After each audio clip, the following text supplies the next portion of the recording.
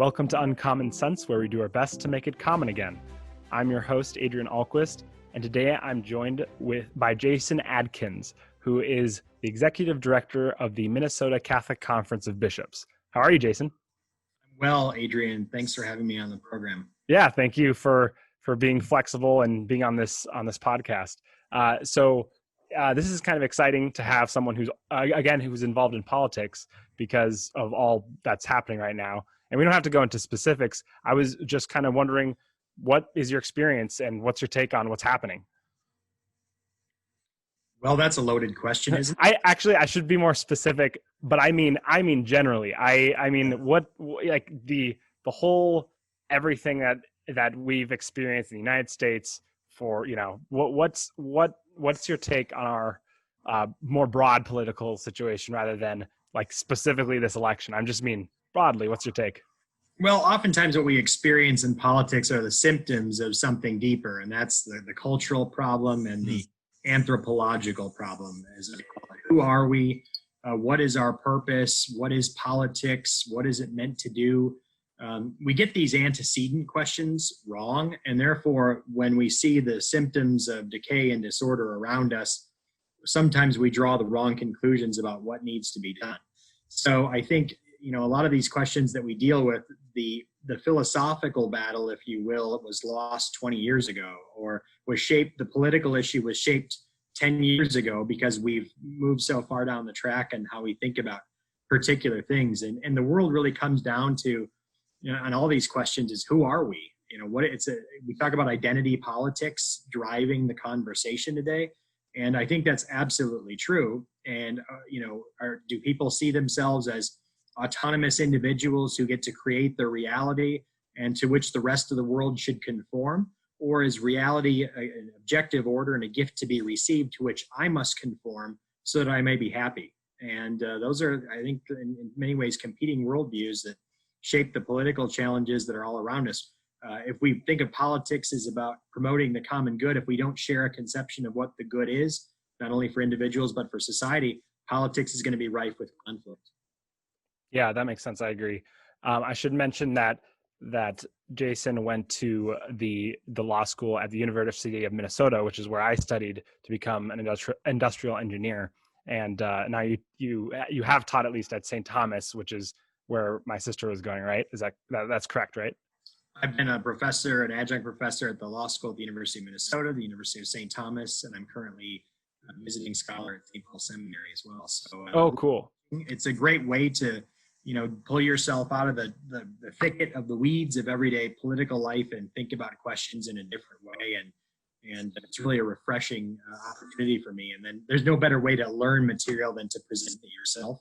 So the teaching is really vital to my work, I believe. That's really cool. Yeah, I think that's part of the problem is when politics becomes the whole world of someone's whole world.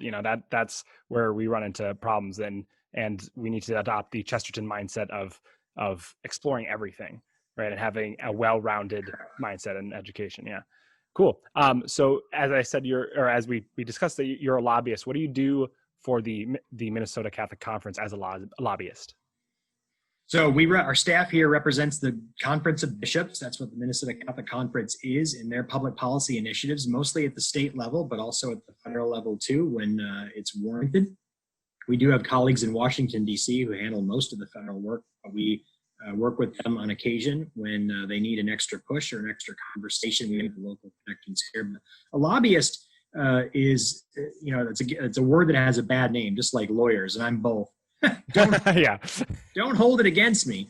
I should mention that to the viewers that my dad, Dale Ahlquist, was a lobbyist as well. So it's not totally. I can't dock you from being a lobbyist, otherwise, So there are all sorts of characters in the lobbying profession. But a lobbyist is not necessarily a dirty word because a lobbyist can fill a lot of important functions. It's premised on the idea that everyone has a right to petition the government for redress of grievances. It's in the First Amendment. So if we don't have that, then we don't really have democracy. We know Chesterton was a big proponent of democracy. But lobbyists serve an important function in the sense that anyone can be a lobbyist, first of all, because anyone has that right to petition the government. B, given the complexity of issues, given the number of issues, lobbyists can help be a trusted resource for legislators, help them understand what the issues are to cut through the muck. So the lobbyists can help build coalitions, can bring people together, can help crystallize legislative issues for legislators, can bring clarity to the public debate. But lobbyists are paid because they understand the 3 Ps: people, policy, and process. And so you have a professional, another P word, who's principled, passionate, and persuasive. Look at the alliteration there. But mostly who knows the people, policy, and the process, and can bring the expertise and the relationships to help bring an idea from concept to reality in the legislative process. And that's exactly what we do. Okay, that makes sense. Yeah. So what have you learned about government as being a lobbyist and stuff? And what are, the roadblocks you see? What are the good things you see also? We like to complain a lot about our governmental situation, but what are the good things you see also? Well, I mean, I'd start with the premise that laws are made by the people who show up. And if we don't show up, then someone else is going to make the laws. If you're not at the table, then you're on the menu. That's the first point to be made. So it's a system based on citizen engagement, citizen participation. And one of the reasons Chesterton, for example, extolled democracy was because it gave the common man moral agency. Well, you better exercise that moral agency instead of just complaining about the state of the laws. Mm-hmm. So, the good things, though, a lot of the times if you're just watching the news cycle, which is not so much news as it is narrative, you're going to have a sense of gridlock, partisanship, nastiness, politics as blood sport, politics as power game. You might have a real passion about key issues. You might see inaction or the wrong issues being passed. But that's just the big atmospherics. The newspapers are there because they want to sell beer and shampoo at the end of the day. A lot of what doesn't get seen is that day-to-day incremental work of building the common good. Now, more of that happens the closer you get to the actual problem. So we're focused on federal and global issues, but the real work of politics happens door to door, neighbor to neighbor, community council to community council. So a lot of that goes on a daily basis. And again, good laws are made by the people who show up. Bad laws are made by the people who show up. So you've got to show up. You've got to participate. But there's a lot of good that does happen because most legislators are there for the right reasons. Now, your job as a citizen is to educate them about what they should be doing because no one has a monopoly on all the knowledge, and they need you as a friend and as a resource to help them understand what the key issues are. The phones at the Capitol are not ringing off the hook with citizens telling them what to do. You might be surprised to hear that. So it's incumbent upon us as people to get to know our legislators, who they are, to befriend them, not in a sentimental sense, but in the sense of walking together toward the common good, and then being their advisor about what should be done in politics. They're there to represent you, so have them represent you. And the best way to do that is you tell them what you think needs to be done. Yeah. Something came to me that any romantic thing requires a lot of steps that are nitty gritty and not romantic. I mean, I use the example of learning the piano. So it's very amazing if someone has learned it and is an expert and stuff like that. But you don't see all the little steps in the day-to-day practice, which doesn't look very good. It doesn't. No one wants to witness that. But that you need that to attain something amazing. And nowadays, if applying that to politics, we want to have everything be entertaining and just swelling. But we don't want to think about the little laws that need to be worked out and the day-to-day showing up. And that's what I think is a problem. Any big gesture requires this little stuff. Wouldn't you agree? Absolutely. You hit it right on the head, Adrian, that it's the difference between wanting something and choosing to employ the means to bring that end about. I mean, that's another Thomas Aquinas through Chesterton 101 kind of thing. Yeah. Have an end in mind, the telos, to have an end-guided activity. And a lot of people want good things. I mean, I want a lot of stuff, but what things in my life do I choose to employ the means to get there? Do I put the work in? And a lot of this, like I said, is showing up, doing the little things to be present. You might want to Netflix and chill, but you might need to attend that city council meeting on a Wednesday night. It's easier to Netflix and chill. And to think that you're doing something because you're watching the news. I mean, how many times do I hear that from people? Well, I'm staying informed because I'm watching Fox News or MSNBC. No, you're not. That's an entertainment channel, first of all. And second of all, you being informed, that's great, but what are you going to do with it? How are you, once you're informed, how are you going to transform the reality around you because of how you've been outraged, for example? Yeah. So a lot of people want to complain, they want things, but who's choosing to employ the means to get to the desired end? Yeah, that was much better put than how I said it. Yeah, I'm very articulate. So you basically talked about what we can do to contribute to the political situation, showing up. That's one of the aspects. What are some other things that we can do, maybe not necessarily on the political level, because we always complain about the state of affairs, and what can we do though, instead of complaining? What can we do? That's kind of my question.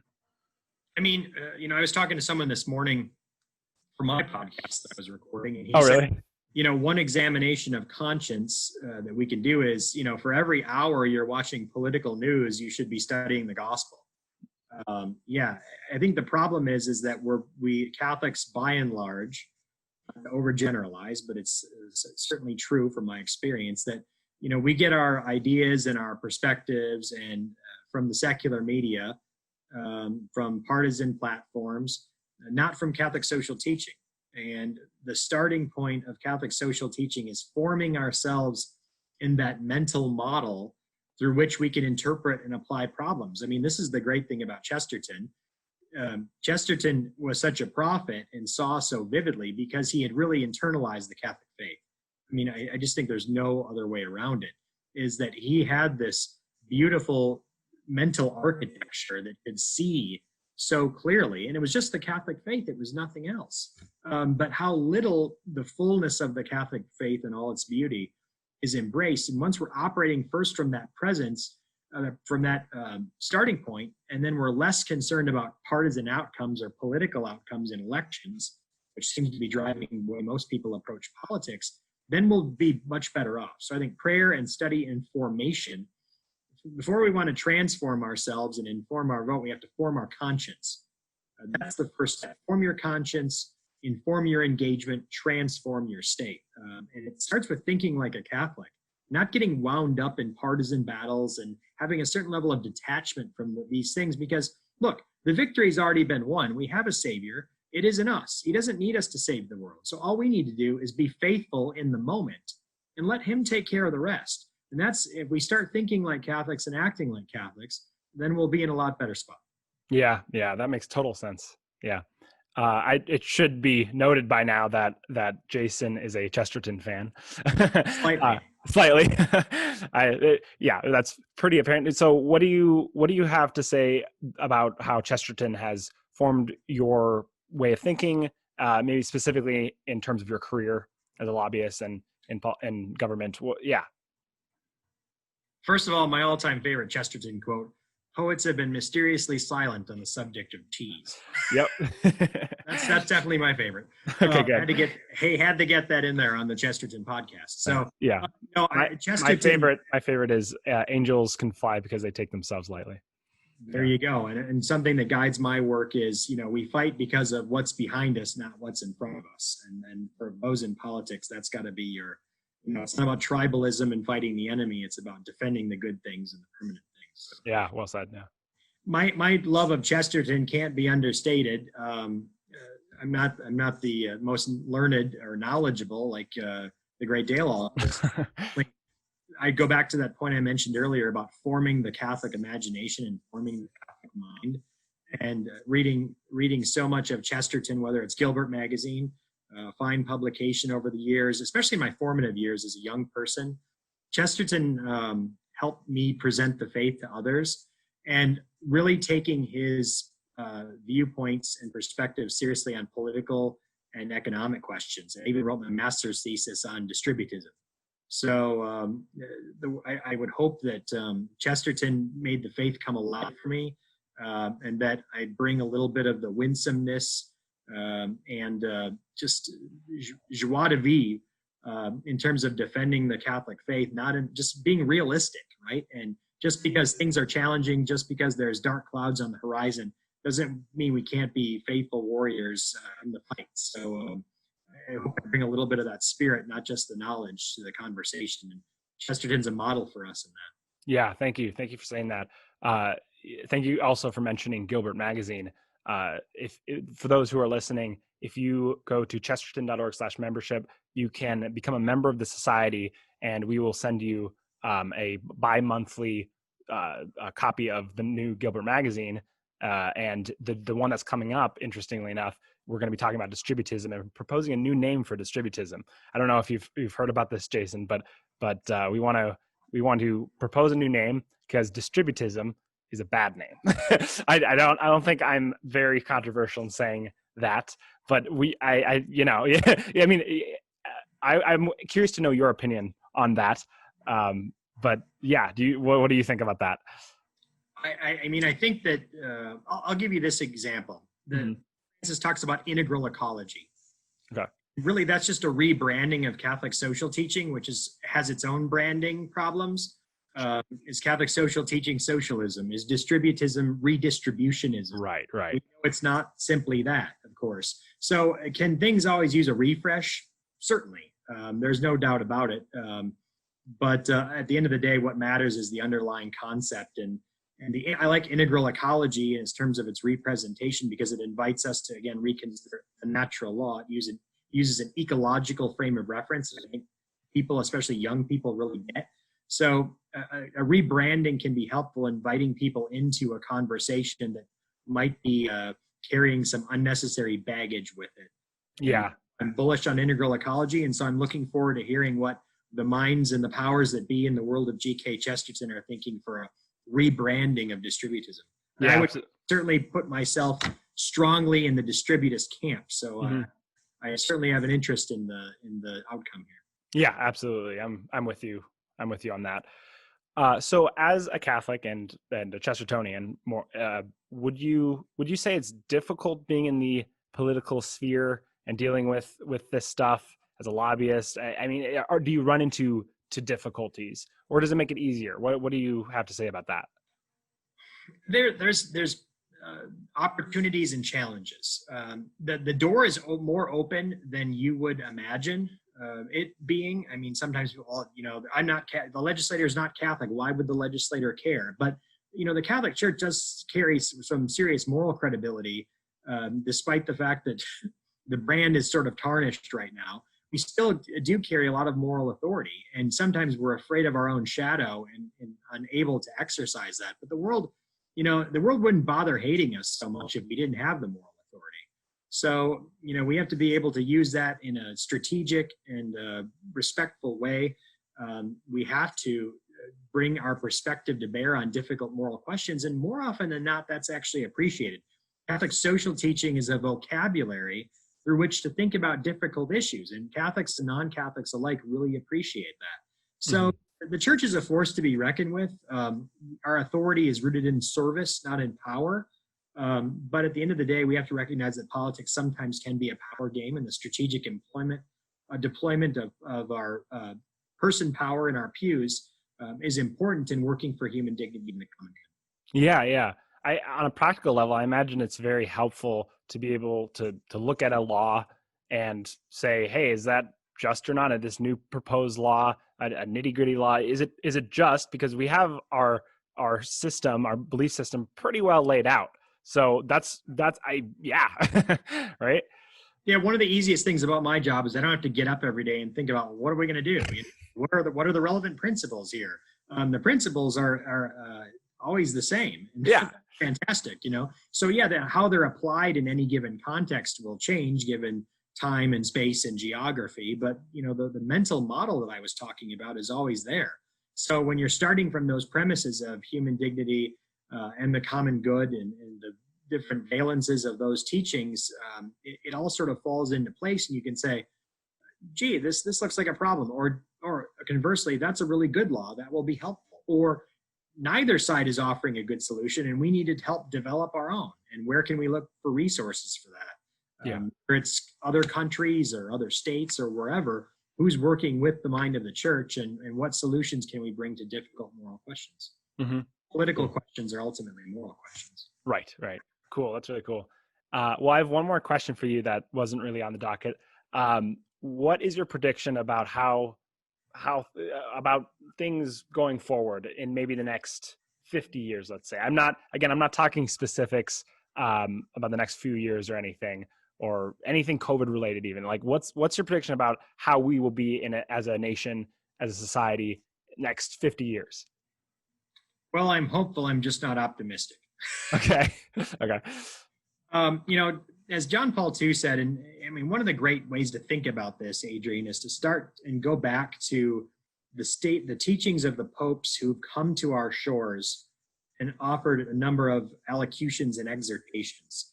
So John Paul II, for example, said that democracy without a proper understanding of the human person descends into thinly disguised totalitarianism.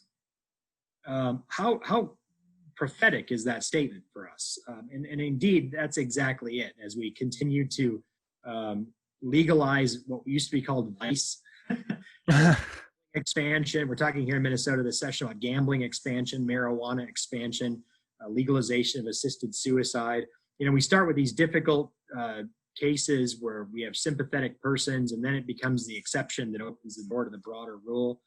And at the end of the day, I think that's the biggest challenge for us is our politics are going to continue to be full of rancor and division and conflict unless we get the human person right. And we don't, especially in the context of identity politics. Who are we? We talk about, are we defined by our race, our sex, our immigration status, our sexual orientation, or gender identity, or all these other things? What defines us? Yeah. And I think that the fact that how we define ourselves defines ourselves vis-a-vis our relationships to others. And if Catholic social teaching is anything, it's a theology of right relationships. We don't ultimately get the fact that our fundamental relationship is children of God the Father. And we are brothers and sisters because of that fact that we are children of our common Father. Then we're going to get everything else wrong. And so that's a big issue, because it recognizes that our fundamental identity is people created in the image and likeness of God. And to be happy means to be in relationship with them. As long as we move away from that truth as a society, there will be disorder. So that's the fundamental barometer: is, are we going to get the question right of who we are and be firm in fostering that relationship? If we screw that up, then if there's not order in the soul, if there's not right relationship with God the Father through his Son and his blood, then there won't be peace and brotherhood and sisterhood among people. So that's kind of a 60,000 foot view, but that's the barometer I think we need to be. If you want to answer that question, that's where we got to be looking. Yeah, absolutely. That was a good answer, because it's really hard to tell, but I agree that probably hopefulness, not necessarily optimism, is the way to go. Yeah. Well, we have to be hopeful. We have to be hopeful. Yeah. Hopeful is a sin against the Holy Ghost. So exactly. And Chesterton says hoping is. But we don't have to be optimistic. Yeah. Yeah, we don't. Yeah, exactly. Yep. Hope is hoping when things are hopeless. Yeah. All right. Well, we know the victory's been won. I mean, what better way to answer is that, the empires come and go, and people are very attached to the United States and its future because of the great blessings of liberty and material prosperity and peace that this country has provided. But more than likely, it's the case that, like everything else in the world, it will be yet another empire that the church will see pass away. And it is what it is. Yeah. Yeah, absolutely. Yeah, absolutely. Well, thank you, Jason, for being on the podcast and donating your time and for fighting the good fight. And thanks everyone for listening. As we enter the Advent season and then the Christmas season, please consider giving to our helping us out and giving to our cause. If you go to chesterton.org/donate, you can donate there, or you can become a Knight of the Apostolate, which if you have a recurring donation of over $100, you become a Knight of the Apostolate. And you get exclusive benefits with that. But a one-time donation is amazing. Is of an amazing help to us as well. Also consider becoming a member of the society at chesterton.org/membership. But yes, until next time, help us to make uncommon sense common again.